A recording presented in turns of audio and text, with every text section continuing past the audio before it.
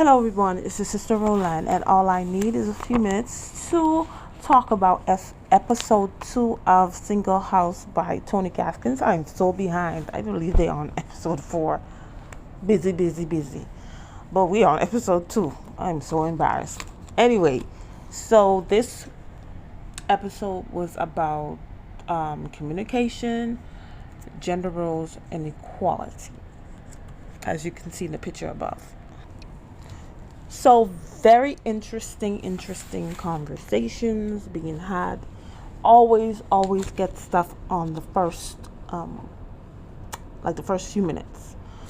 So let's get into the commentary, and this is for educational purposes. Respond that way. Just respect that. That's how I am. You can be however you are, but then respect that I'm gonna come to you. Like I cannot be like. I feel like even when I have kids, I cannot be that mom that's gonna be like, baby, no, like. So basically, I'm just going to take like snippets and then give my commentary on it. So at that 2:43 mark, I believe, maybe a little bit before 2, we have Kimberly that said, if you open up to her, if you tell her some stuff, you cannot change the way she reacted. And most of the times, how she's going to react is harsh, because she said that many of her friends have said that to her, communicated that to her, but that's the way she was raised. And of course, Cy Glamour came at the 11 and 22 second mark and told her, that's, you can't say that, because it's gonna affect your relationship. It's gonna affect your children's too. So yes, you may have been raised in a tough way, or when you communicate to people, you communicate in a tough way, a rough way. Some people communicate in a soft, subtle way, or whatever, or non-confrontational, different ways. But it's different conversations that you have. You have to know how you're going to respond. You cannot respond the same way each time. You can't do that. You have to be able to read the room, read the conversation, read the atmosphere, read the person's energy to know how you're going to respond. Yes, it's not like it's a bad thing sometimes to respond in a harsh or rough way, but there's a time and place for that, and it's not going to be all the time too. But sometimes somebody may need that way, but you're going to have to balance it out. Some stuff you're going to have to be soft. Some things you're going to have to let the person figure it out. But I know you're going to figure it out, because there's nothing you can tell the person. So I'm glad Cy Glamour did mention that to her. You're going to have to change your ways. So you're going to have to change that, because you cannot, not every conversation you're going to have to respond in a harsh way.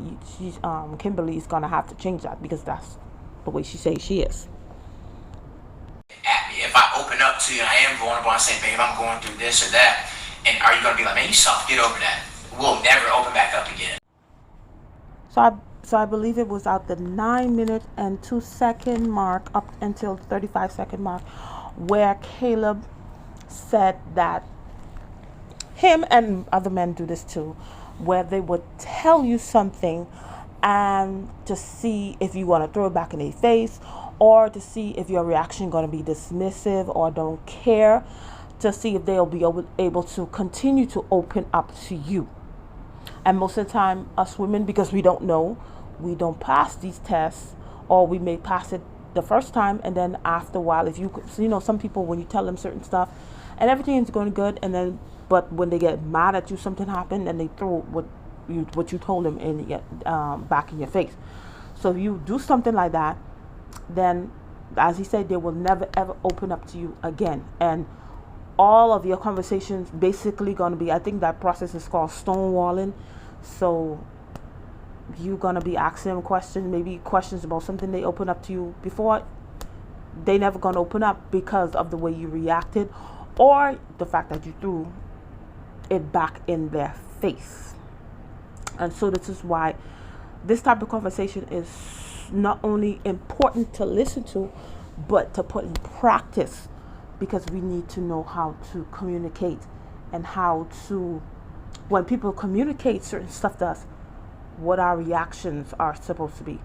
Because I remember volunteering in Camilla's house, certain girls say that certain therapists, they know if they're going to be able to help them when they open up.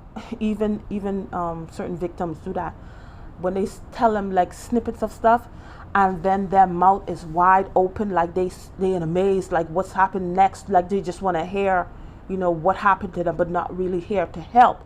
It's just here to say, oh my God, look at what you did.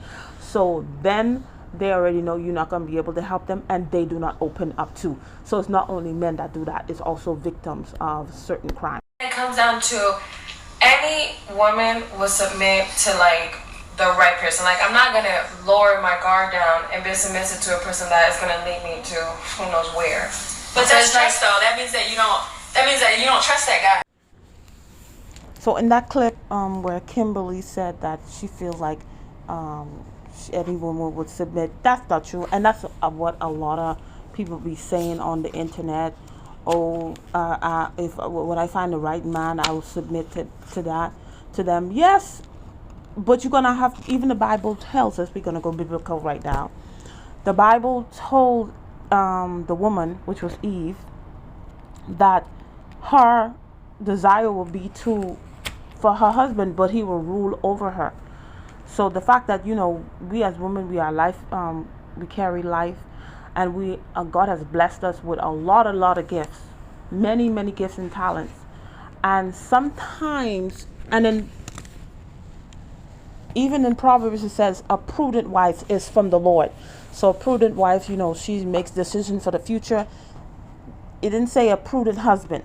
So as a woman, you are endowed with all kind of stuff.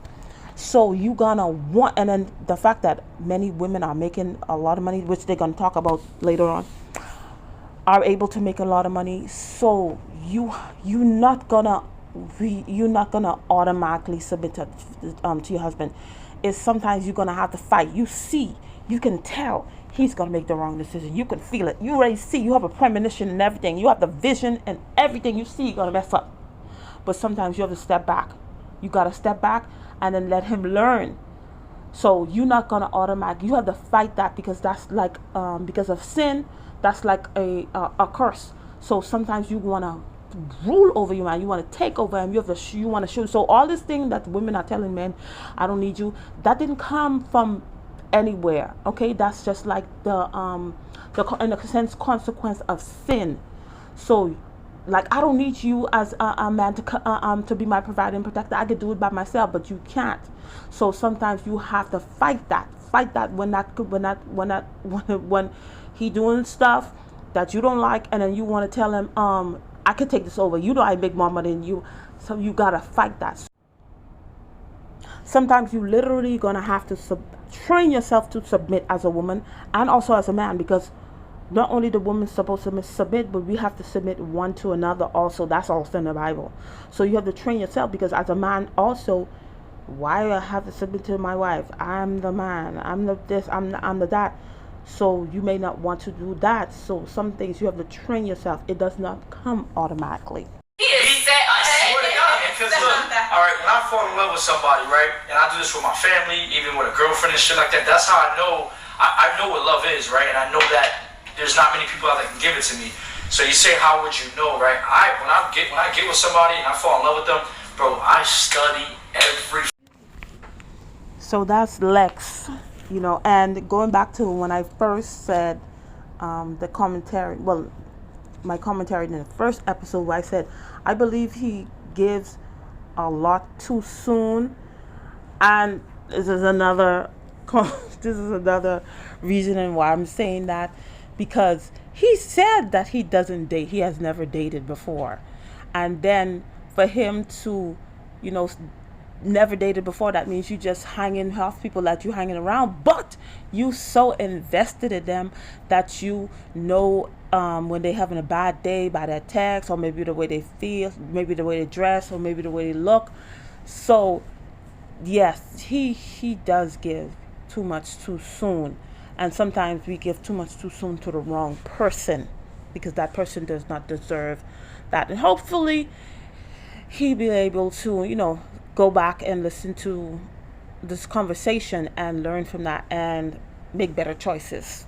And their mother have to like figure things out on their own because their father left, or like, and the mom didn't have a job, and so like all they saw was like survival and be an independent woman. And so modern men today, we have to like try and learn how to navigate and deal with that, because the men before us can't really talk to us about how to date today. So of course, the conversation with the boss chick is gonna come up, and the point that Caleb was trying to bring forth in this conversation is many men do not know how to date a driven woman, because of the ones that are louder, in a sense. They always, the slogan that they always say, oh, I want you, but I don't need you. So the men before them, the older men before them, they didn't have to deal with that, because many women didn't work, or even if they did work, they wasn't making a lot of money than the man. When you look in 2022, it's different. There are some women that make 2 times, 3 times, 4 times more money than their husbands or partners or whatever. And some men don't know how to date them, because before anything, oh, don't tell me nothing, I make my own money. Oh, don't look at me because I have a master's degree. Oh, you can't tell me what to do. I could dress the way I want. I could do whatever I want. Some women are like that, but not all women are like that. You have to be able to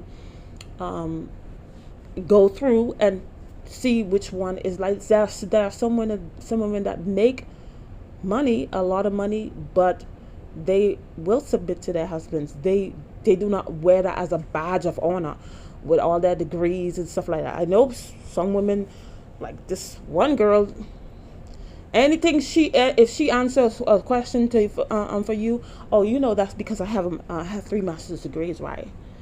I mean, nobody needs to know that. I'm sure somebody else could answer the question that didn't have 3 master's degrees. So it's kind of difficult. They don't know what to do, in a sense, because they don't want to offend anybody, because so it's kind of difficult for the men, in the sense. That's why some men don't want to deal with. So now you understand why some men don't want to deal with women who have multiple businesses or multiple degrees or whatever, or a very, very good job, because of the attitude and the persona that they put out there. So that's like a heads up for you, for all women who may be a boss. You're a boss, you have your own business, you have several degrees, you have a very, very, very good job, to know how to not wear that on your sleeve and show, and don't have to keep on repeating, oh, I want you, I don't need you. Why are you saying that? So that's an eye opener. How are we gonna, as women who may be in that situation, how are you going to use this information to better yourself, so that does not disqualify you from the dating pool? So that's something to think about. Confusing today as a man, like dealing with that. Sometimes I've gone on a date with a woman. I'm different in how I move. The first day, a man should always pay. I don't care how much. Right. So I recorded that scene, that clip, for 2 reasons. Because I totally agree with Caleb, because it is confusing when the person walking around saying that they don't need a man, they just want a man or whatever. They could pay for whatever they want. I could pay for my own car, I could pay for my own bills, I could buy whatever I want to go, whatever I could go wherever I want. But then when they do go on a date, they want the man to pay for everything. And just like Tony Gaskins always tell you, at least offer to pay your half. They won't even do that. There are some women I know, they make good money and they say, me, I'm not offering to pay my half. Not me, But they always screaming independent women. I'm independent. So it is very confusing. So you pick one, pick one. You can be an independent woman, but you don't have to be screaming and say you don't need a man, and then turn around and want the man to pay for everything. make it make sense. And the other reason why I recorded that clip is because it's just an action, and we all women, we are guilty of this. When we talk, we because I don't know if I recorded that clip, but as women, they always pushed us to talk, pushed us to let it out, girl, tell me everything. But the men, they always tell them shut up and be quiet. So with us, we so used to talking. Sometimes, people talk and then we just cut them off because we have so much to say, not to be rude in a sense, but we have to realize, just because that's what Kimberly did in several instances. We all have been guilty of it. I've been guilty of it. I'm trying to change. At least you have to be aware of that. And then when you see Caleb was able to bounce back and able to still articulate what he want to say. But some men are not able to bounce back. Some men, they will completely lose their train of thought, and whatever they was going to tell you, they just forget about it, because you keep on, and if nobody's telling you this, you just keep on going like this, and you not really having a conversation. It's just you talking. So many of us women, particularly women are like this. Some men may be like this, but a lot of us women are like this. Like, we have so much to say, and then sometimes we have to train ourselves. Okay, wait till the person finish, and then I say something, instead of cutting them off, because not everybody is able to bounce back like Caleb did. Some people would completely lose their train of thought, and then they won't even tell you. It's how I came to find out. I used to always do that, and then the person tell me, I don't like when you do that. Every time you do that to me, I lose my train of thought. Stop doing that. And I never knew that I was doing that. And then when I told my kids, this is what the person told me, it's like, Mommy, you always do that for real. I was like, wow. So that's when I became aware of that. Sometimes we do things and we're just not aware. And then when somebody makes you aware of it, because most of the time we don't know ourselves, not everybody. And when you do become aware of it, what are you going to do? Are you going to put change in place? Because it is like a pet peeve, and it can break down communication. That can break down communication. That can make the person don't want to communicate with you at all. Because why? Because you are cutting people off. So if I was to date somebody who made less than me, one, we talked about being competitive. What I've experienced is it becomes like competitive, and insecurity starts to come out, and they may try to chip away at you and your like confidence. So now Jessica opens up the conversation about salary, making, when you do end up with somebody that you make more with, most of the time that person is not secure, and most of the time, why we fall in certain stuff like that is because we don't come. You see how they sitting here and talking and opening up. Most of the time we so lovey-dovey and stuff like that. The real questions that we supposed to ask to find out if this person is going to be insecure. Is this person always thinking, hey, I want you but I don't need you? Is this person going to be submissive? Is this person going to be insecure? We don't ask those type of questions, so that's why we end up don't knowing. And then is when we already deep in with the person, and then we find out the person is not down with you making more money with them. They really feel emasculated in a sense. So Jessica says she's willing. She would date somebody that makes less than her, but the person would have to have ambition to make more. Yes, I may be making maybe 30,000, 40,000. I'm not sure she has a number, but I do want to make more. But if that person does not have that ambition and that drive, she would have to cut it off. And not only that, but that you have to know if that person is confident and comfortable with you making more money than them, so they don't think that, oh, you're going to run over them, you're going to talk to them any type of way. Because sometimes it's because of the disrespect. Really it's because of disrespect. They don't want to be disrespected, and a lot of men cannot handle disrespect. That's what I've heard a lot of men say here and there. It's just a disrespect. So when women start making a lot of money, they just don't, many women lose that respect that they used to have for men, because now I make money too. I have a degree too. I could get my car too. I could buy a house too. So they lose that respect, and it's the disrespect that some men just can't handle. So that's basically what it is. You guys think about like bank accounts when you're married? Man, you keep your own shit. I got my own shit. Straight up. So here the conversation comes up with bank accounts. So I guess if you're married, some people, if you're living together, should you have the same bank account? Me, everybody had different opinions. Me, I think you should have several bank accounts or whatever, but the bank account should be known. The person should know, your wife should know, or your significant other should know, the bank account that's there. Because I know some people that they're married and then they have secret bank accounts that the person does not know about. So, and people have different opinions. That's not a good, why it's not good, why it's good, or whatever. But I just believe that even if you have different bank accounts, you should know about them. But whoever is better with money should be in charge of the accounts. That's what I believe. So if you know the person is not, and that's another thing. What we have to, in the communication, when we communicate, when you first getting together, you need to find out how the person is with money. And I believe Caleb said that that's his number. He always makes sure to find out how well you handle money. So that's very important.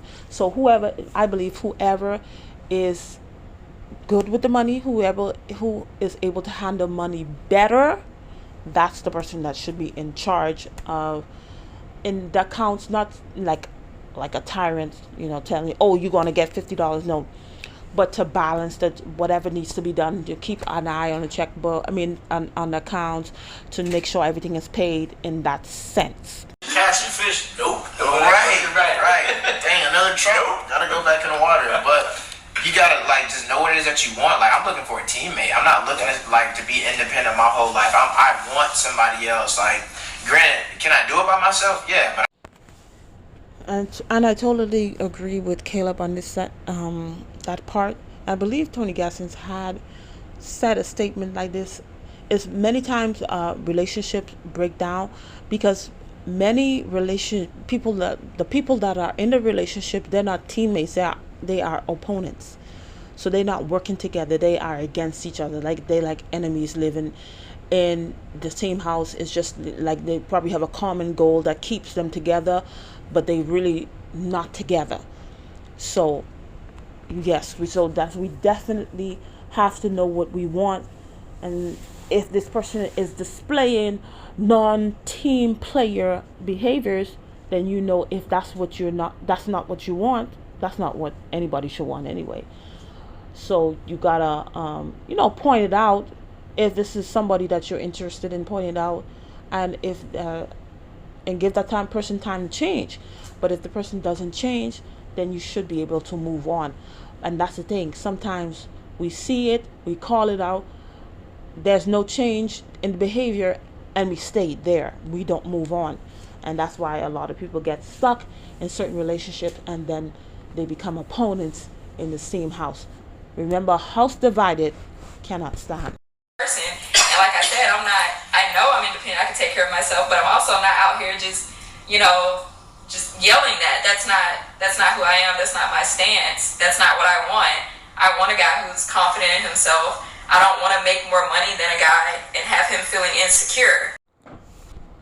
So in that part where Ty Glamour, she talks about her being she considers herself to be a traditional woman. So she would probably want her husband to make more money than her, while she's probably still works and stuff like that.